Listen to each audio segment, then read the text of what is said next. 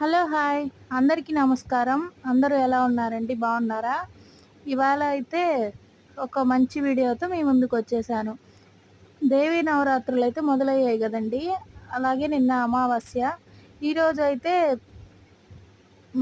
దేవీ నవరాత్రులు స్టార్ట్ చేశాం కదా! అయితే ఈరోజు అమ్మవారు మనకు బాలా త్రిపుర సుందరి దేవి అవతారంతో అయితే మనకు అమ్మవారు కనిపిస్తారు కదా! అందుకోసమని నేను ఉదయాన్నే పూజ అయితే చేద్దాం అనుకున్నాను.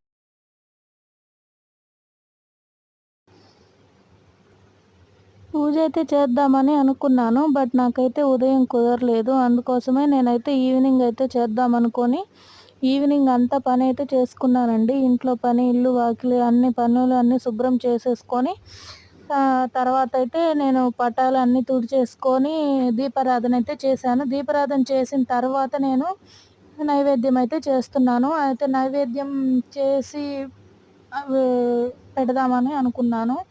ఈరోజు నైవేద్యంగా నేనైతే పొంగల్ చేస్తున్నాను. అంటే బియ్యపు పొంగలి. నేను 4, 5 వీడియోలు చూశాను. నాకైతే ఏ నైవేద్యం చేయాలో అర్థం కాలేదు. అందుకే మేము ఎప్పుడు చేసే నైవేద్యమే చేసి పెట్టాను ఫస్ట్ డేని. అందుకోసమని ఇక్కడ నేను అన్నంతో చేసే పొంగలైతే చేశాను. బియ్యపు పొంగలి. పాలైతే పొంగించుకున్న పాలల్లో మనం బియ్యం అయితే వేసి ఉడికించుకుంటాం కదండీ!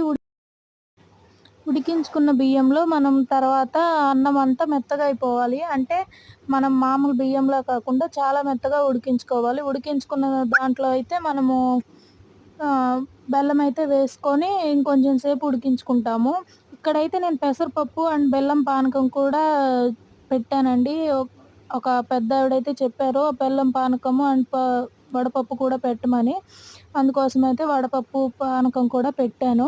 అండ్ తర్వాత బెల్లం అయితే వేసిన తర్వాత చాలామందికి విరిగిపోతూ ఉంటది అంటారు. బట్ మాకలా విరగలేదు. బానే వచ్చింది పొంగలి.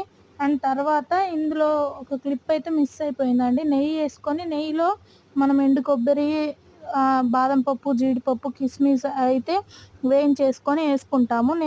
నాకైతే నెయ్యి, బాదం పప్పు ఉంది. జీడిపప్పు అయితే లేదు. ఎండు కొబ్బరి అయితే వేయించుకొని ఈ పొంగల్లో అయితే కలిపేసుకున్నాను. కొంచెం యాలకుల పొడి కూడా వేసుకోండి. చాలా టేస్టీగా ఉంటుంది. మీ దగ్గర ఉంటే పచ్చకర్పూరం అయితే వేసుకోండి. ఇంకా బాగుంటుంది. అంటే ప్రసాదం టేస్ట్ వస్తుందన్నమాట.